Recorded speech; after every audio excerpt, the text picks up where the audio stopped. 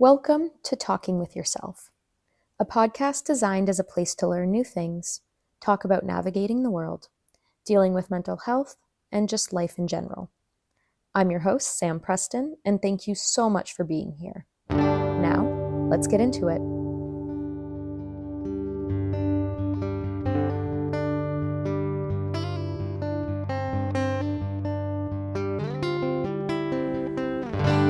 Hey everyone. Welcome back to another episode. Thank you so much for joining us. Today's episode is a little special. I am joined by someone who wants to remain anonymous for some various reasons. So, for the sake of anonymity, we're going to call her Stevie. So, Stevie, thank you so much for joining us today. Thank you.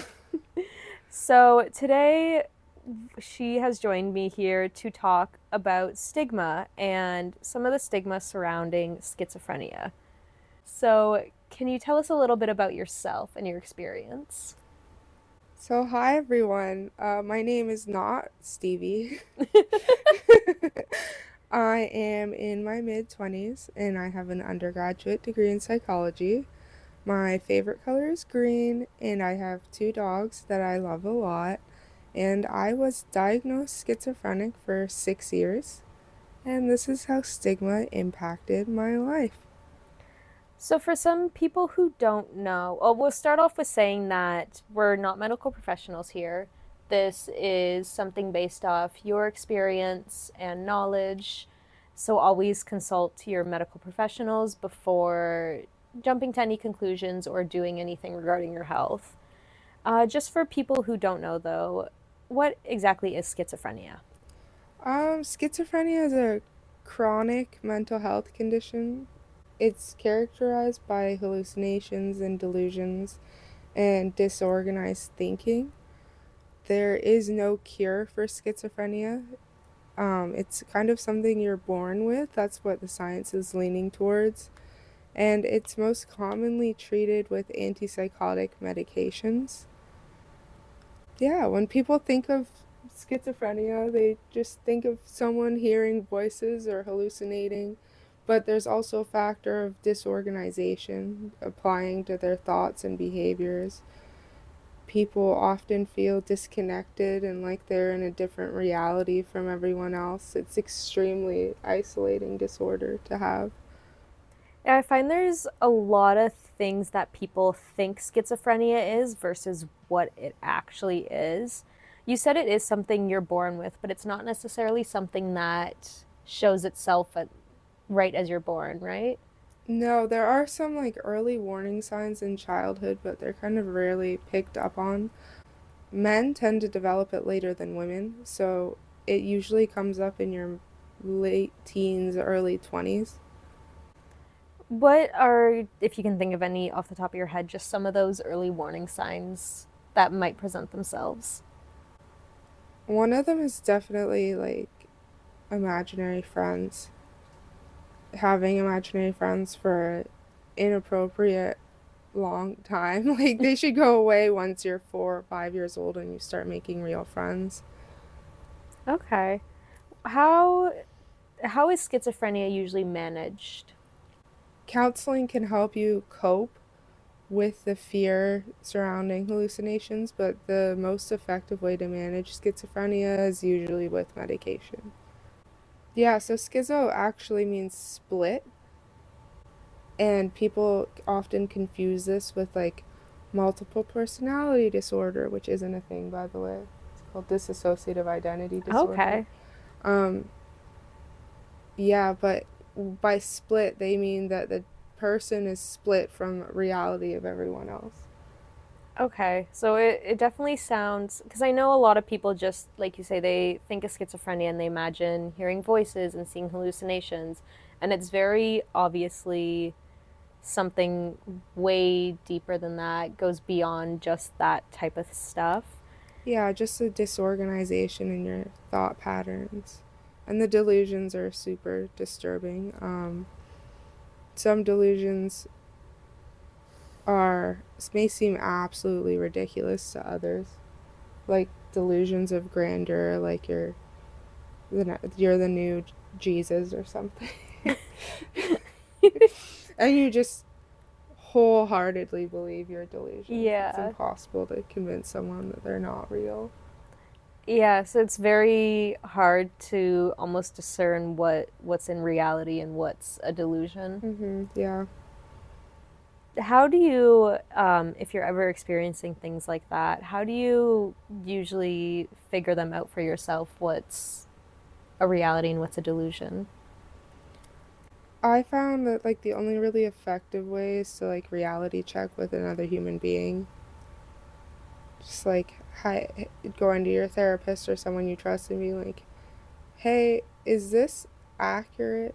Is this not accurate? What do you think?" But that is kind of really hard when it comes to the stigma because you can't really go, even like your friends or your family might be extremely concerned if you come Yeah. to them with your delusions. Yeah. Yeah, there's definitely a lot of stigma around many mental health disorders, but schizophrenia for sure. Yeah. What do you think are like some of the things you wish people knew that would help break down some of that stigma? So, people with schizophrenia are much more likely to be victims of violence than perpetrators of violence.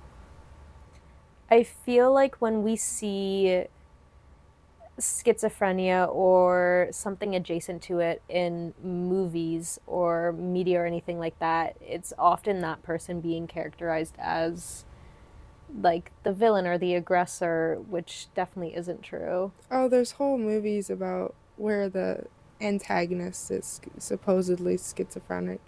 And it's not at all accurate. It's the complete opposite a lot of the time. Yeah, I'm a big horror movie fan.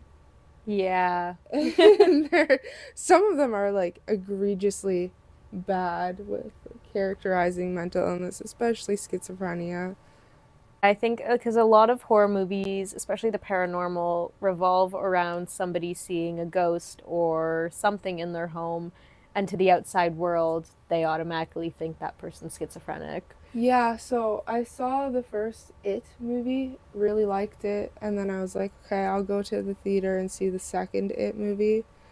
And there's like an antagonist, without ruining it for everyone, there's an antagonist from the first movie that's basically a murderer. And he's in a criminal psychiatric facility and he starts to hear it and he basically has a breakdown over it. He's really scared. And then nurses just yell to get him some clozapine. And I had just started the process of coming on clozapine. Oh. And I was kind of sitting there in the theater, like, did I just hear that right? And it just made me feel like a criminal. Clozapine was actually really helping me at the time. I had a ton of like failed medications, and it was really helping with my psychosis. Yeah, but to hear that in a movie definitely throws you a little. Yeah, my partner at the time just looked at me and he was like, oh my God.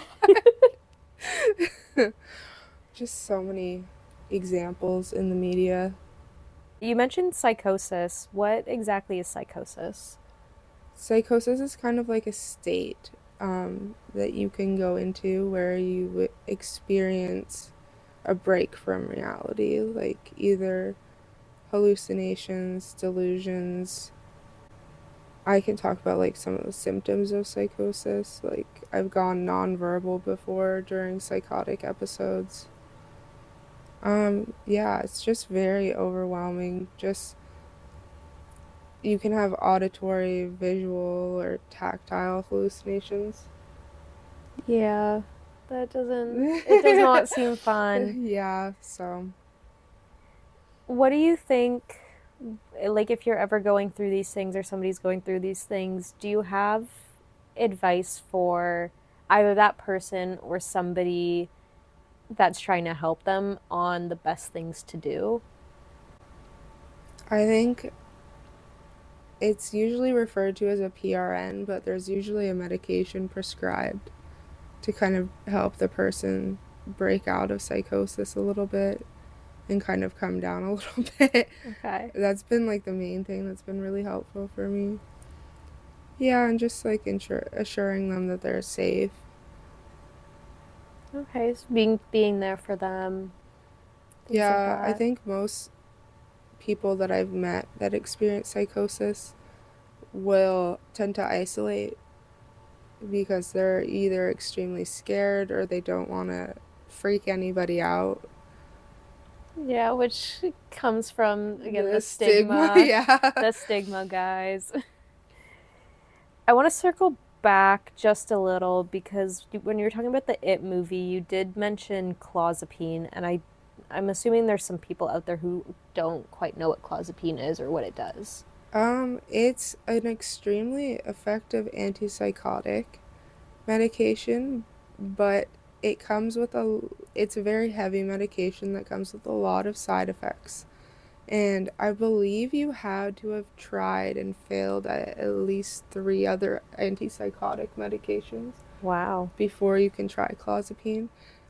It's a controlled substance, so you have to do blood work every week, every 2 weeks, and then monthly after that for the entire time you're on it. Wow. That alone Um, is an insane amount to do for yeah, medication. it has the ability to tank your white blood cell count Oh, okay. and just very suddenly, and that's just incredibly dangerous. So you do blood work to monitor that. The blood work goes to a system that registers that you're registered in, and then the medication is dispensed usually only to one pharmacy per city. What are some of the other side effects that clozapine presents? I think I think the dumbest one was just the drooling. Oh my God. Just like mine was really bad at night, Okay. just like insane amount of drool at night. Just as you sleep? Yeah, and some people drool a little bit during the day too, um, which definitely happened to me when I started it. So I actually had like mouth drops that I had to take. That's such a random side effect. Oh my Yeah, God. just drooling everywhere all the time. It's really awkward. Um, it can affect your heart, the way your heart functions. It made me tachycardic, high heart rate all the time. Sometimes my heart rate would spike really high and then I would start to faint. Your blood sugar can be affected. So I was on a diabetes medication called metformin, even though I'm not diabetic. I have a very healthy lifestyle, actually. Yeah. You're a runner. Like, all Yeah. these things and one medication put you on like however many more to counteract side effects. And I think I had like four meds just for the side effect of clozapine. that's But insane. clozapine was extremely helpful to me. I was in psychosis a lot of the time, and regular antipsychotics weren't working for me for whatever reason. So it was helpful at the time. Um, but yeah, I was on it for 5 years. 5 years. So Wow. yeah, so I think for the first 6 months I did blood work weekly, and then for the year after that I did it bi-weekly, and then I graduated to monthly. Nice. I guess I shouldn't say nice, I was but like, nice, you nice. graduated. Yeah, you become really familiar with having your blood drawn. Yeah, it becomes second nature at that point, especially being on it for 5 years. And then in the last kind of like year, they developed a finger prick test, Oh, okay. which is so much easier, but it's still not accessible to everyone on clozapine. Oh, I didn't know that. So they just prick your finger like they would if you were checking blood sugar. Yeah, instead of like doing the whole blood taking process. Oh, yeah, yeah, Okay. So you said you were on it for 5 years, right? yeah. I assume you were struggling with schizophrenia before that as well. How long has it been since you discovered your diagnosis? It's been almost 10 years actually. Wow, really? Yeah, of having symptoms of psychosis. Yeah. How did it all, if you're okay talking about it, how did it all start? It kind of begins gradually. I think it was around my 17th birthday. I began hearing voices and experiencing intrusive thoughts. And yeah, it just started really gradually. It just kind of crept in. Okay, so like you said, intrusive thoughts, and I know I see it all the time that there is a big misconception between intrusive thoughts and impulsive thoughts. What, like, if you can just think of a few things, like how do intrusive thoughts differ from impulsive? So, intrusive thoughts just kind of come out of nowhere. They're extremely disturbing. Yeah, and I guess impulsive thoughts don't appear as disturbing, and they usually lead to something more of a spontaneous act that's not necessarily bad or harmful in a way.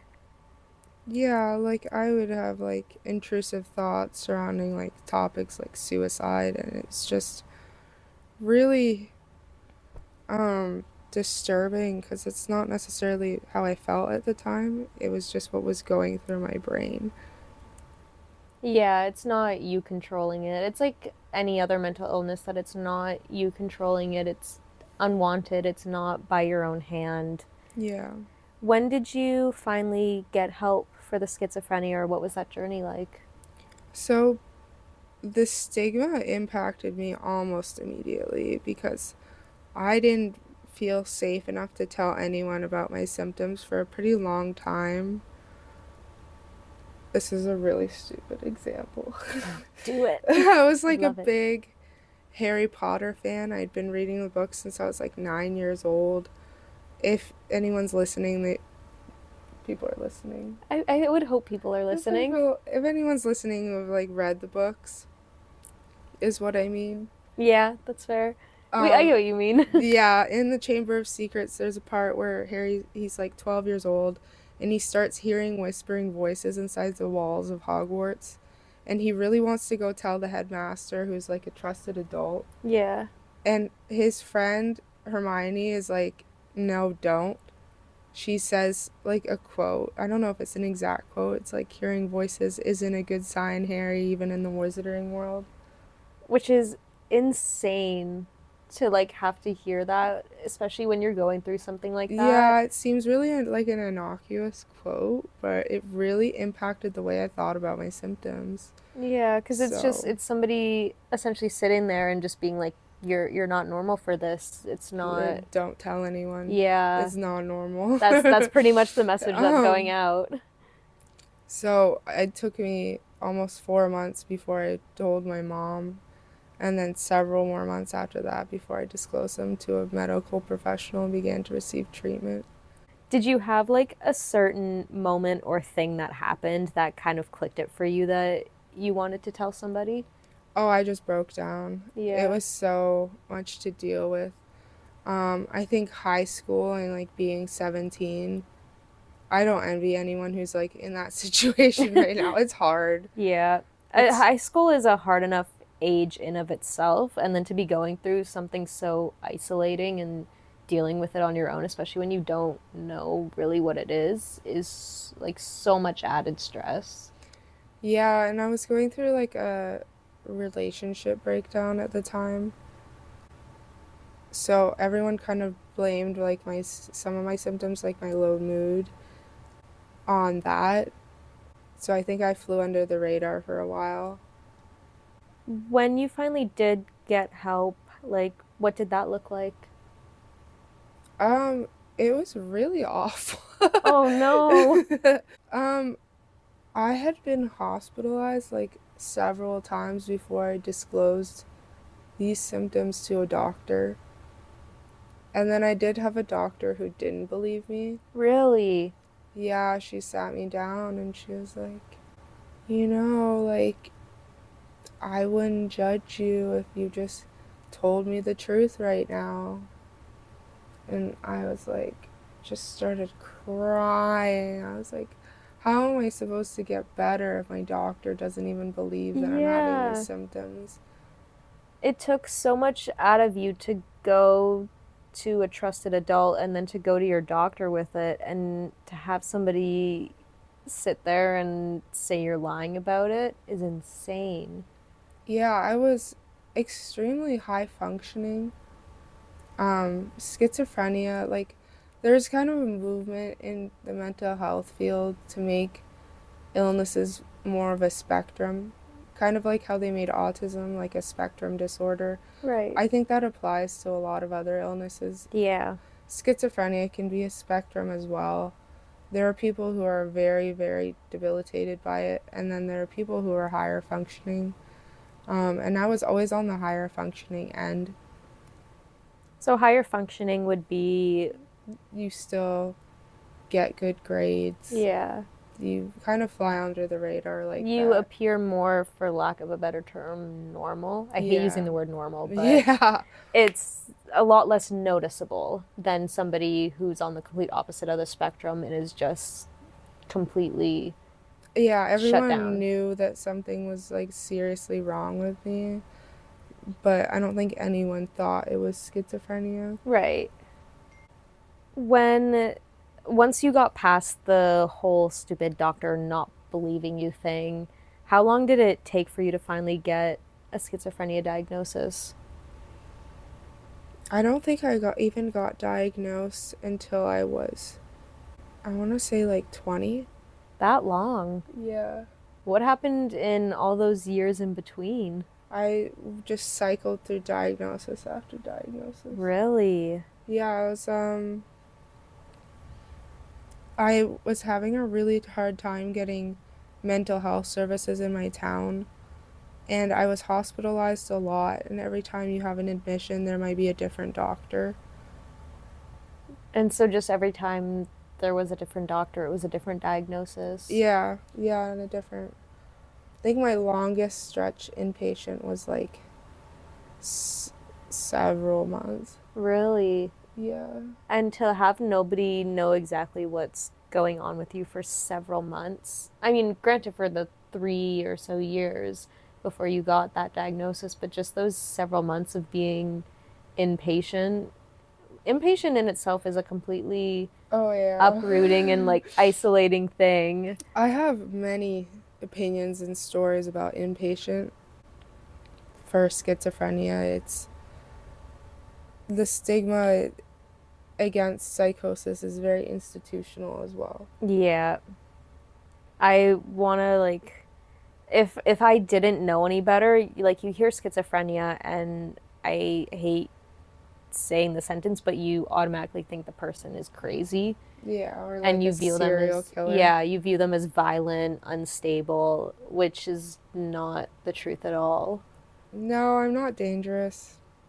Never have been. No, Hopefully never. never will be. I've No, never I'm just, intentionally harmed yeah. another person. I'm not a serial killer. No. I'd like to think I'm actually a really nice person. You are. You're a Thank very you. nice person. Is it possible for somebody with schizophrenia to become violent or be violent? Yeah, But yeah. I feel like that's the same with just people out in society without Mhm. schizophrenia. Like you're going to get somebody who is the next Mother Teresa, and then some random person across the street from them is going to be your next Ted Bundy. Yeah, absolutely. Like, we're more likely to be victims of violence as mentally ill people in general. Like, Yeah, because there's just so much stigma around mental illness in general being violent or unstable, but especially with schizophrenia.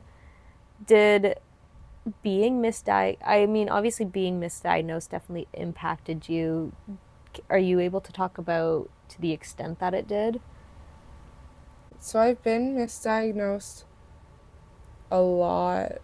I was on so many different types of meds, just mood stabilizers, antidepressants, antipsychotics, anti-anxiety, like sleep meds, which is, Really? yeah, I was on a sleep medication at one point.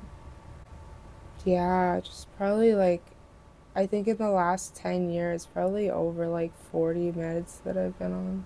That's crazy. Like that must have changed you so much being on all of those. It's really weird to like take a psychiatric medication sometimes because it can change your thoughts and your behavior so much, like either for the better or for the worse. Yeah. Like obviously if your doctor thinks a medication is right for you, I highly encourage you to at least give it a try and be compliant with your medications. As in take them when you're supposed to take them. Yeah. Like, Don't skip them. yeah, Don't. I probably could have gotten better sooner if I had been more medication compliant. I know some of my schizophrenic friends have had like injections of medications instead of Really? oral. How come? It's just more reliable. Oh, okay. Just because they weren't as medication compliant. Yeah, or for whatever reason, it just works better for them. Yeah. Okay.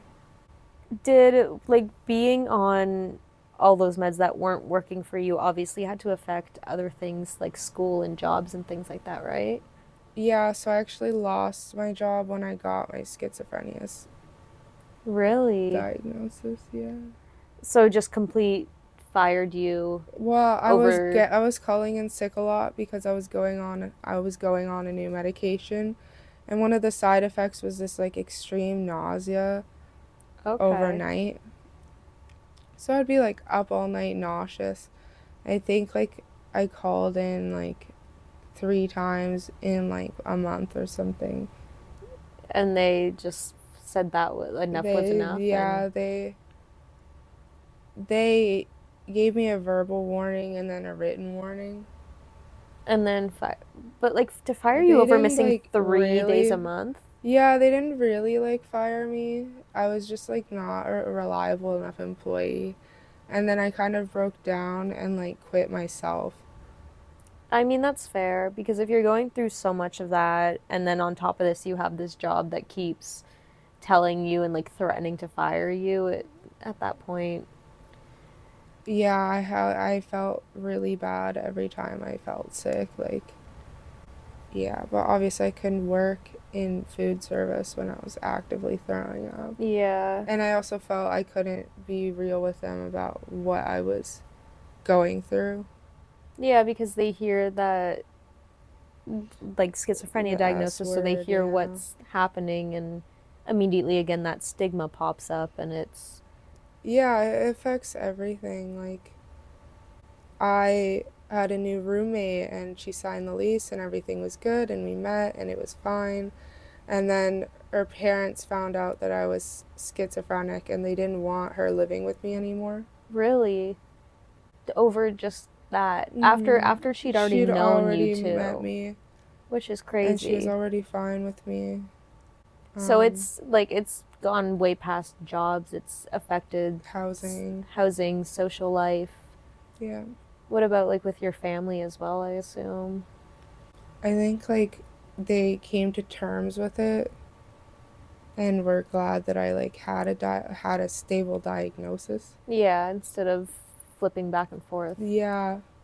A big thing was that I felt like I couldn't have children, like my own children, because it's very hereditary. Mhm. If you have a immediate family member, like a parent that's a diagnosed schizophrenic, you're like so much more likely to have it yourself on some degree. Like, Yeah, so it also affected your future in that if kids was something you wanted, it all of a sudden was almost no longer something you could have. yeah, so for about 6 years, I was like, no, I'm going to be child free. And that wasn't something that I felt like I wanted. It was something I felt like I had to do for the sake of like any future children.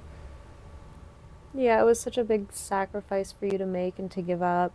And I think so many people don't realize that like schizophrenia goes just beyond hearing and seeing things and whatever else they think it may be and it affects so much of your life to the point of you were 20 something thinking 10, 20 years down the line of I'm not going to have children because of this. Yeah. Yes, people with schizophrenia don't live as long either. Really? I didn't even know Yeah, that. they die sooner Oh. than the general Oh. population. I actually didn't know that. Even just, I think when I was 20, what year was it? It was between 2017 and 2019. There was kind of this like mental health movement. I don't know if you remember, where everyone was like, let's talk about it. Yeah, that was a big thing going on around that time, especially with like Bell Let's Talk and all these Mm-hmm. things, like all these places coming out and these people coming out and saying, I struggle with depression and that's normal and that's okay. But if I'm remembering, the big ones I heard about were depression and anxiety. Not to say like those things weren't, like, didn't need to be talked about, but I heard nothing about Yeah. schizophrenia. Yeah, because if I had talked about it, I would have lost everything, like my job, my housing. Yeah, it's something like people absolutely would have kicked you out, fired you for, broken off a friendship for, My, because of yeah, how little it's talked about. my job is the main reason why I'm anonymous today. Like, despite not having the diagnosis anymore, I feel that not like the people that I work for and with wouldn't see me the same way anymore. Yeah, because even like you're doing such a brave and big thing and coming and talking about it and talking about the fact that there is stigma and what it actually is, but just because we're talking about it, unfortunately doesn't change how a lot of people will see it. I think my biggest thing that like irks me is people use the word psychotic, like not to talk about people in psychosis, but just to like Yes. as an adjective. Yeah. Oh, absolutely. Just like, and if you'll like read an article about on like fucking Facebook, and it'll be Yeah. about like an animal abuser or something that went to jail, and the comments will be like, oh, he's psychotic. They do it in TV shows all the time when like you're watching your normal stereotypical sitcom and you have that They just drop ex-girlfriend that that, doesn't yeah. leave them alone and they just always refer to her as psychotic or something like that when it's just not the Yeah, case. she's not in psychosis. No. She's unhinged. She's unhinged, she's a stalker. She's not psychotic. She's likely not psychotic. No. There's a small chance she might be psychotic. Have you ever seen like a show or a movie or some form of media that's actually portrayed schizophrenia? I don't want to say positively, but has portrayed it properly. Oh, this long pause says a lot. Oh man, there's a video game. Really? Yeah, that's basically it. It wasn't a big video game. Like, I think it's like a simulator. Yeah, Schizo. It's like an indie video game Really? made by someone with schizophrenia. Really? So it's a horror game. Oh, I So you get like jump scares. oh God. So you go around and you're supposed to put headphones on, and it Really? explores kind of the mind of Okay. the person with schizophrenia. And that's probably like the most accurate thing you've seen. Yeah, there's a simulator online that's pretty good. Um, the video that I found that was most accurate about psychosis was there's an Anderson Cooper video called Exercise in Empathy, Hearing Voices, where he puts headphones on. It's like a super old video. He puts headphones on and tries and puts a simulator on the headphones and then tries to do everyday tasks. Oh, I think I've heard about this one. Yeah, Like I've probably very, shown it to yeah, I think it was you. absolutely through you. People who are like really close to me in my life have probably seen it. But the fact that like there's so little out there and it took you so long, like there was such a long pause of you thinking about it is pretty sad if you ask me. Yeah, if there's, yeah, and the sad part is when people aren't interested in learning about it, there's not going to be more research on it. No, There's not and going to be new drugs. People aren't going to be motivated to do more research on the disorder and improve the lives of the people living with it.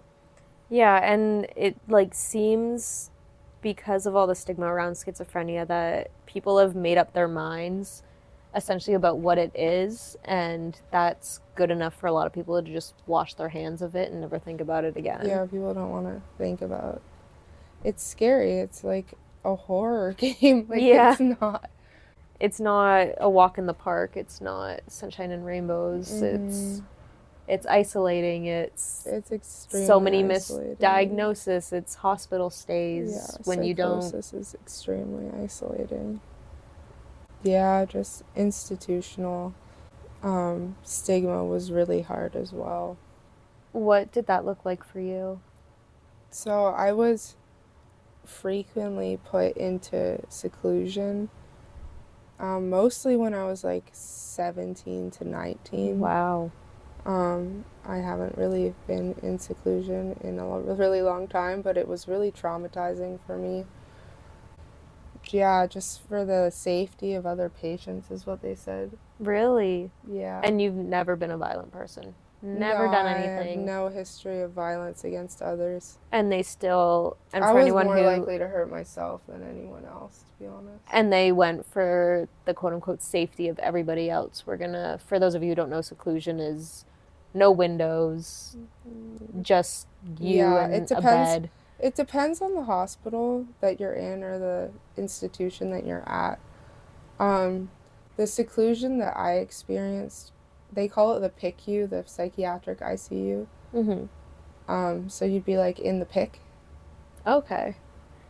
is what everyone called In it. the pick. Yeah, but the seclusion at one of the hospitals I was at, I've been at different hospitals and it's kind of different everywhere, was just a windowless room with a mattress on the floor, white walls.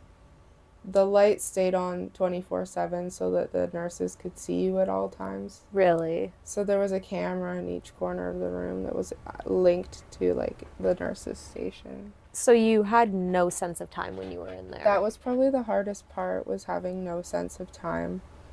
You could tell time by like the type of food they brought you. Really? Like if it was like milk and cereal, you'd be like, "Oh, it's morning."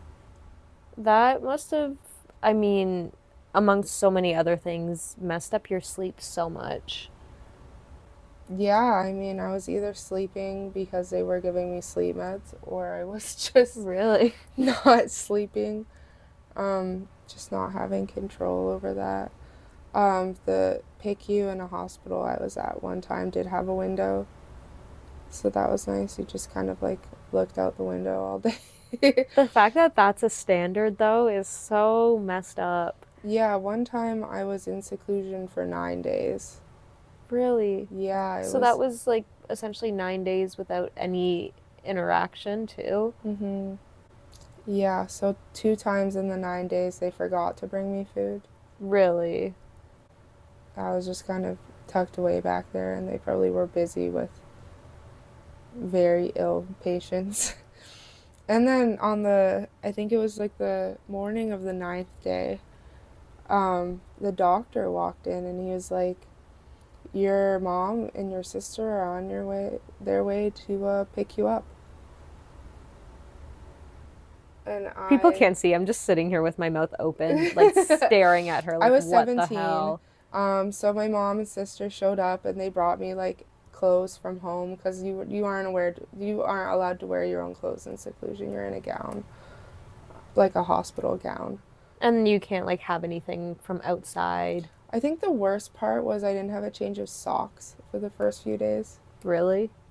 Yeah, but Sorry, that sounded like that sounded almost mean. No, I was like really? Like, it was oh my gross. God. It was gross.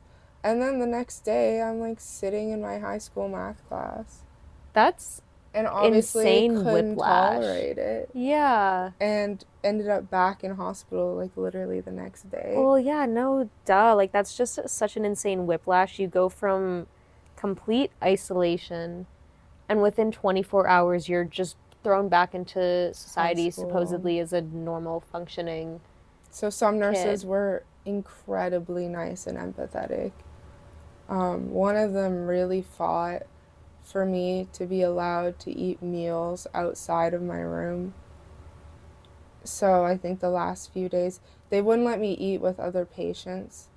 They would like wait till the other patients had done their eating, Yeah, and then they'd like bring me out of the really. PICU, like in my gown, They and wouldn't like even. I would sit in the dining room by myself, and I would eat the hospital food, and I would chew slowly. Yeah, because that's your only like time I would outside of like, those four white walls. You're gonna treasure that. yeah, I would chew really slowly, and that nurse was just incredible.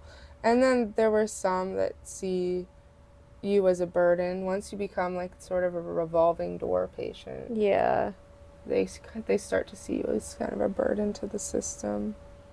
Yeah, they see you keep coming back and I felt like I learned later on that if you commit a crime and you go to prison or juvenile detention, it's actually illegal to put you in seclusion when you're under yeah, 18. there's an insane 180 between prison and the mental health system with seclusion, where it is somehow okay to strap a mental health patient to a bed and stick them in seclusion and do all of these things that would never fly in a prison system. I felt like a criminal, to be honest. I don't think it was ever okay to put a 17-year-old in seclusion, God, no. Like that, especially me because I had no history of being dangerous. yeah. And then, especially when you don't know what's going on, you're already struggling so much with dealing with whatever's going on in your life and in your head and with yourself. And then to add on top of that, isolation and seclusion and all of these things, just that must have messed with you so much too. It was just extremely traumatic. I remember being put in seclusion in a different hospital in the middle of the night, and there was like a hole in the bottom corner of the wall that led to the other seclusion room. Really? Yeah, so we like talked all night. Oh my God, that's kind of nice. Yeah, I'm I still hate that friends that's with her the actually. I hate that that's the bottom line of like, oh my God, there was a hole. Like that's so nice, but it's like that's the reality. Yeah, we were like talking to each other. I'm still friends with her actually. I love that you guys are still friends Yeah, though. yeah, Guess long-lasting relationships from seclusion. yeah. It was just I just think it's extremely inappropriate unless the person actually has like homicidal tendencies. Yeah, I just think that it's insane that they can't do that in a prison system with people who have been convicted of crimes, but they're allowed to do that to a nonviolent 17-year-old who is just struggling with a mental health condition that's not their fault. I remember the doctor would meet with me like daily, and every time they walked in the room, I was like, "Can I have clothes?" Like, Like something other than this hospital gown. yeah, can I have clothes, Those things aren't please? comfortable either. No, and it's cold in seclusion. You Yeah. have like a blanket. Yeah, it's just most people that I know that have been in seclusion just sleep. Yeah, but if you're in there long enough, you at some point you can't sleep anymore. You've No, and you've like overslept and a really kind nurse brought me like a 1,000 piece puzzle. oh, that's so nice to give Yeah, you and I something to did the do. same puzzle like 8 times. Damn. You're good at puzzles though. It's why do you think I'm good at puzzles? Like, For that exact that yeah, I for actually that have that exact puzzle. I found it reason. at Goodwill like eight Really? 8 years down the road, and I was like, oh, I gotta buy this. This Oh my is gosh. How many hospital stays did it take? I mean, obviously you probably won't know an exact number, but how many did it take until somebody finally sat you down and said, "Look, this seems like schizophrenia"? oh man, none of them. None of them? None of them. I really when I moved away for university, I finally had access to a doctor that I could see with regularity. I think back home I was seeing a psychiatrist once every 6 weeks. which is not a just not lot. enough. So And I each would time end you up in were, the hospital and I would see a yeah. different psychiatrist and they would start the whole process over again. So I was able to see this really great doctor on my university campus and she saw me weekly or sometimes even twice a week. And then after about 8 or 9 months of meeting with her, she was ready to diagnose me. And she gave you that schizophrenia diagnosis. Yeah.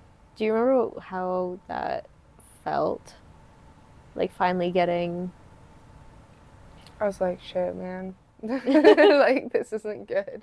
But at least it's something. Like, Yeah. At least it's better than a different diagnosis each time you walked through those doors. yeah. How did you even come to terms with something like that? Because obviously, like, there's always been this stigma around it. And I assume when you first heard that diagnosis, even involuntarily, that stigma probably popped up. Yeah, I have a lot of like self stigma just ingrained in me. Just like stigma against my own self. And I think that comes from like just being raised in our society that views schizophrenia that way. Yeah. And then you have all of this stuff ingrained into you from what society believes schizophrenia is, and then getting that diagnosis, you have to come to terms with that. And it must have been such a hard process to come to terms with that stigma, and then while also realizing that it's not quite the truth and it's not quite what that actually is. Yeah, my last hospital admission was in 2019 and it was to put me on clozapine. It would have taken just so long to do it outpatient. You have to do it in like just incredibly slowly. Some people have a really bad reaction to clozapine and it's just safer to do it in hospital. So I was there for a few months. So that was in hospital, they could get you on it faster and safer. And do the blood work daily. Was that, did that almost bring up a lot of your past visits? I It was the first time that I had voluntarily admitted myself to hospital. Wow. But it was very different from other hospitals I'd been to. Because the way you're treated when you're involuntary versus voluntary is just night and day. Like Yeah. I could leave whenever I wanted to.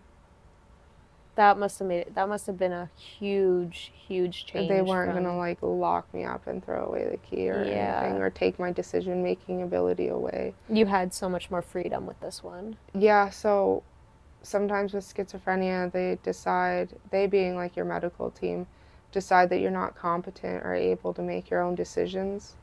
So they appoint you an alternate decision maker. Yeah. And I've seen that happen to like some of my friends that I made while like in the system. And you lose your sense of agency and your ability to make decisions about your medical care. Do they often appoint somebody who is family, or do they appoint like a doctor? Usually a family, usually your parent.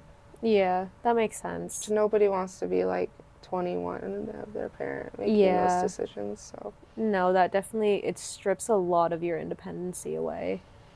yeah, Not to say it's sometimes a bad thing, because sometimes you are in such a bad headspace that you're not in a place to be making decisions for yourself, but even when you are in that space, it's still completely almost like crushing to not be able to make your own decisions and choose your own life. yeah, absolutely. So that was the last time I was hospitalized. Actually, And clozapine helped. You said it was, it was helpful. yeah. Yeah. What about getting off of it? Because there's a little bit of a bright side to the end of this story that you ended up Yeah. getting that diagnosis dropped. So schizophrenia can't be cured. It's an incurable disease, Yeah, but you can be misdiagnosed. which is what happened to you. Yeah. So I lived with schizophrenia for 6 years before I started to question my diagnosis.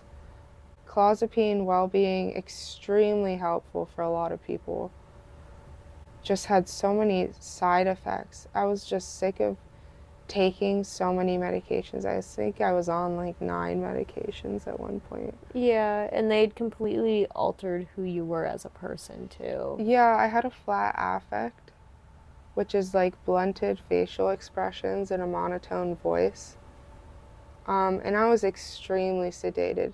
That's like the major side effect of clozapine is the sedation. I was sleeping like 13 hours a day and I was tired all the time. Yeah, even after sleeping forever, it was like could just immediately go back to bed. We're just too tired for things. Yeah, or if I tried to like stay up, I could just fall asleep sitting up, which like Yeah. has Which, happened. oh, really? Yeah. Oh no, Yeah. that's not good. So I kind of put all my I had like all my medications in strip packaging. I never messed around with bottles or anything because there was Yeah. so many of them. Yeah, that's a lot. So I'm looking at this like handful of pills and I'm like, this cocktail can't be healthy for my body long term. And like it was also messing with again your outside life in My terms of heart. jobs, school, everything like that. Yeah, there were the heart issues too. Yeah. Like that alone, the heart issues completely changes around how you live your life. So I decided that even though psychosis was terrible, I would deal with some level of psychosis over being on all the medication. Was there something that happened in your life that made you come to that decision, or was it just almost like a breaking point? It was just kind of a breaking point, like me being like, this isn't normal. Yeah, so I went to my doctor. Always never stop a medication cold turkey, never do it by yourself. No, always go to your doctor. Yeah, you could literally die. Like, They know exactly how to go through with that stuff and what is best for you. yeah, so I went to my medical team and I essentially said, like, I've had enough of it and I want to come off of it. How do we do that? Can we make a plan? And I'm really fortunate that they value that like sense of self-agency and they were like, okay, like That must have let's been a weight off your chest just hearing okay. yeah, it was really scary because I didn't know what would happen or what kind of symptoms would pop up. So last November, I started coming off of clozapine under the direction of my doctor. It was a 10-week process of being in withdrawal. Which could not have been fun. It was really hard. Yeah, I'd There were some imagine. times where I was like, oh, just give me the clozapine again. Like, Yeah, this where it's is just so bad that just the nausea. Like, I think just the nausea was really bad. I was like sitting on the couch in my apartment with like my puke bowl. just not able to get up and do things. And Yeah, yeah. are you happy now that you got off of it? 100% was the Yeah. right decision for me. Hard but worth it at Yeah, least. absolutely. Worth it. Yeah, my family and my friends and my roommates really kind of like rallied around me and supported me through that. And then something really strange happened where I my symptoms didn't worsen. Really. If you take a schizophrenic person off clozapine, their symptoms will get really bad really fast. And yours didn't. They Did they just show didn't. themselves at all, or they just I nothing? kept waiting as we were titrating down, kept waiting. And I had like episodes of psychosis, but not to the degree of being out of touch with reality as one would expect from an unmedicated schizophrenic. So, when you went to your doctor with that information, was that when they wanted to drop that diagnosis? Yeah, so I was like, just talking to them, and I was like, I don't think this is the right diagnosis for me anymore. I don't think it ever was, to be honest with you, because I was doing, like, I wasn't doing well. I was struggling, I was in withdrawal, but I was doing a lot better than I should have been doing. Yeah, a lot better than what was expected of somebody with schizophrenia. Yeah, after 10 weeks, I took my last dose. It was fairly recently, like right around the new year. And then that's around when they dropped the diagnosis. Yeah, That must have been, huge weight off of yeah, me. an insane feeling. Because even if you've come to terms with it, there's still other people haven't come to terms with what it really is and what it's really about. I just feel lighter. Yeah, I'd imagine. The change was just, after coming off of it, was just instantaneous. I have energy. I sleep so much less. You're almost like a whole different person now that you've come Yeah. off of it. Yeah, I just literally cried on the phone to like my mom, my dad, and I was like, my diagnosis has been dropped. Like, It's gone. I won't It's lose my job. it's no longer like tied to you. It's still a part of like my journey and my Oh, past. absolutely. Um, I can have children. Which you were talking earlier is was a big thing to let go of at the beginning of all of this, and must have been such a amazing thing to think about after the fact. Oh yeah, I no longer had to live under that label either. My outlook just completely changed because of the way that society had treated me when I was a diagnosed schizophrenic. And I think even now, the fact that when you're talking about all of this and the fact that you don't want people to know who you are, it still goes to show how far that stigma and that stereotype goes. It's so far reaching in our. Yeah, to the fact that even now that you've dropped the diagnosis, there's still so many things tied to that past that is just like would so be so negative in your life. And I don't even know how to explain to people just knowing you as a person. I don't And think you knew me before clozapine, I though. didn't know you before that, no. But like to know you and that schizophrenia diagnosis as you were, and to think how I would have thought about schizophrenia before knowing you, is Yeah. there is an insane difference. And to know how people view it now, it's never the way people view it, and the way I see you is never something I would have thought as synonymous, Yeah. and still never would, and anything like that. But it's just, I don't even know how to express that to people, that there's such a difference between what they think of this Disorder, disorder and how it actually is and how it actually presents itself. It's so 180, and I just wish everybody could know how different those things are. yeah. Yeah, our advice would be just to get to know them as a person. They're probably a nice person. Yeah, and like it's something to say, like, you may meet somebody and they may have schizophrenia and you may never know.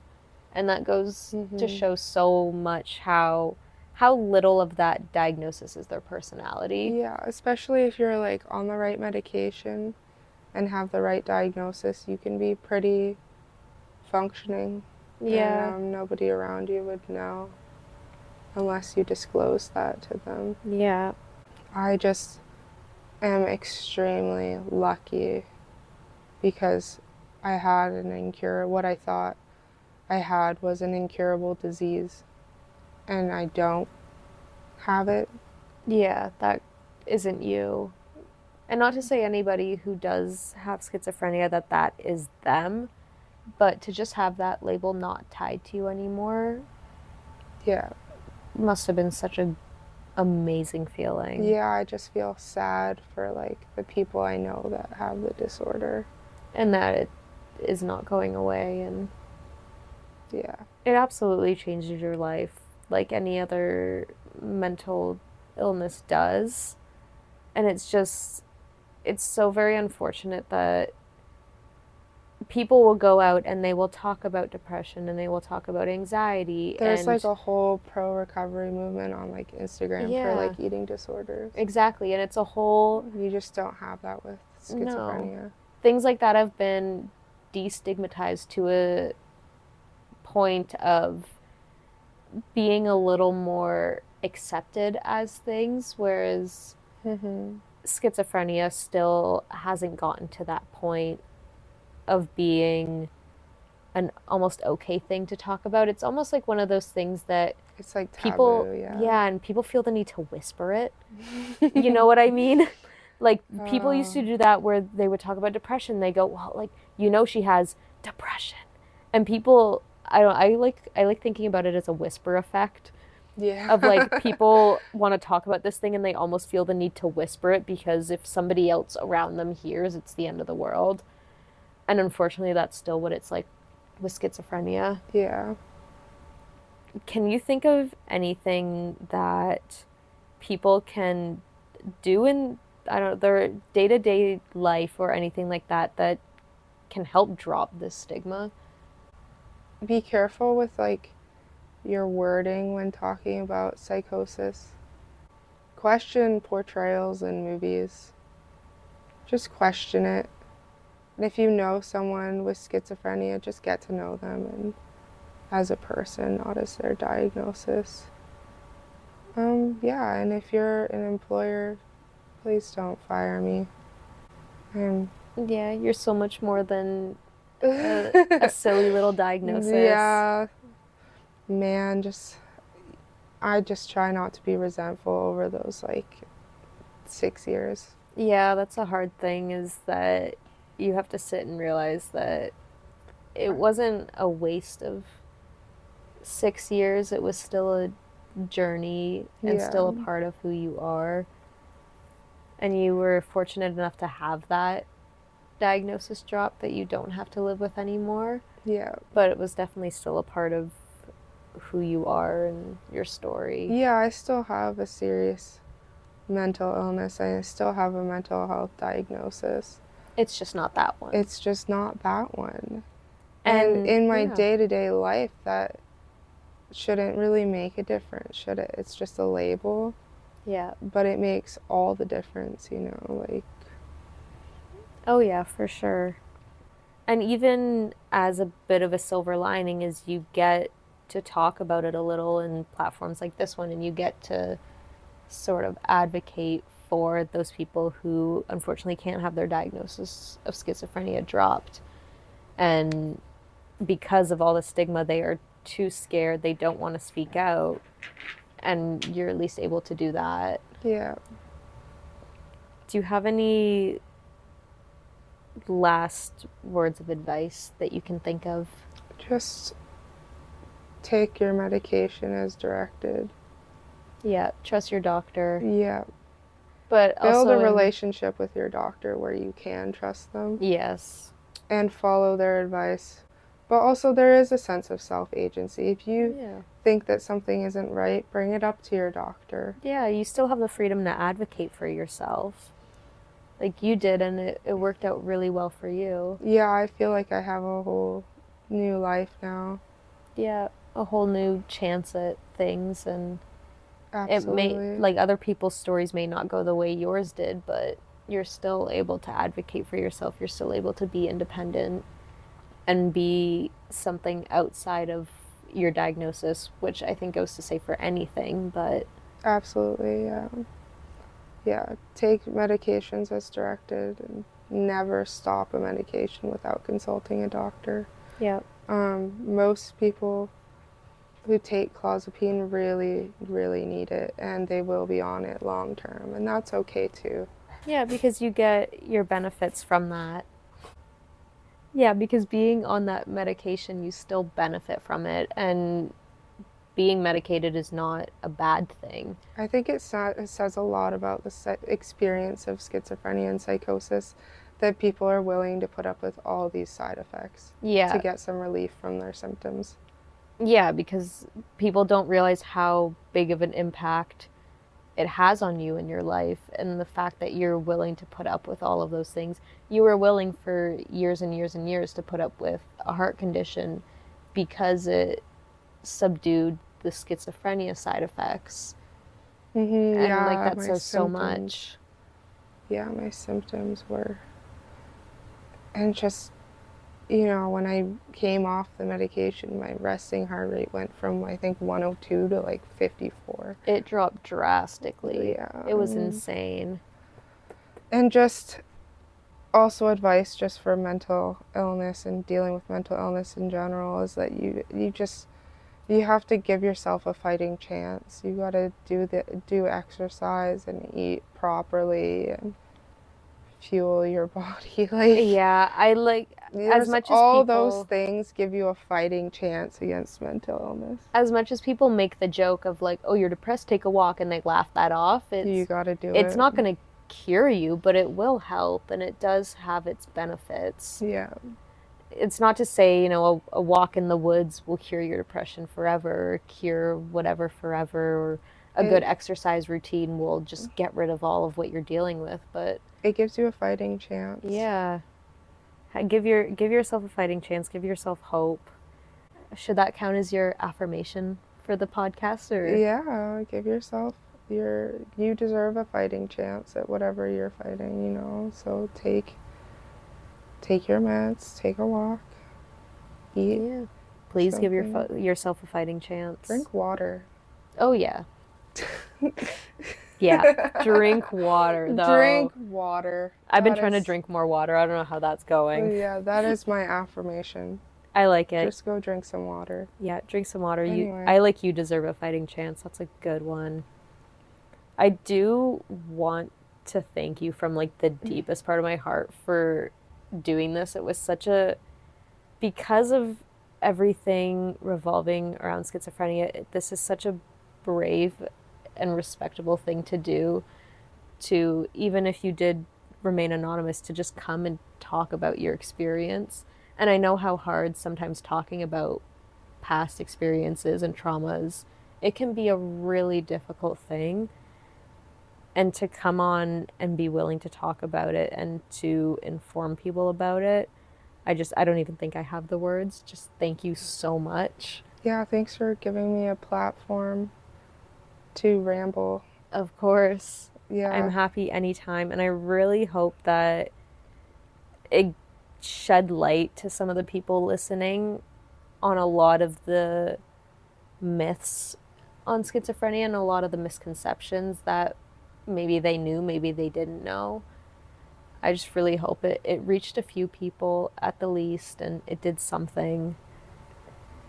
Yeah, absolutely. So thank you for that. Yeah, thank you. And to everybody listening, thank you for giving us the time of day to talk about something that maybe you didn't quite expect to hear on a podcast. And I really hope that you got something out of it and that you take it into your own life and you be mindful when you use the word psychotic, or you start questioning a bit what you see on TV shows or movies, or maybe you do have somebody in your life with this diagnosis and it's given you a bit more of an understanding on what they're going through. But yeah, that is all I have. Thank you again, Stevie, for joining. Thank you. And I know we laughed a bit about a lot of things on this episode, but we just do that. Yeah, sometimes you gotta laugh it off. Yeah. We're not saying it's not serious. We're not doing anything like that, but sometimes you just gotta laugh about it to get through it. Just gotta laugh about it. Yeah. So go into your days laughing or doing whatever or however you have to cope with the things. And I will talk to you all again next week. Thank you and bye.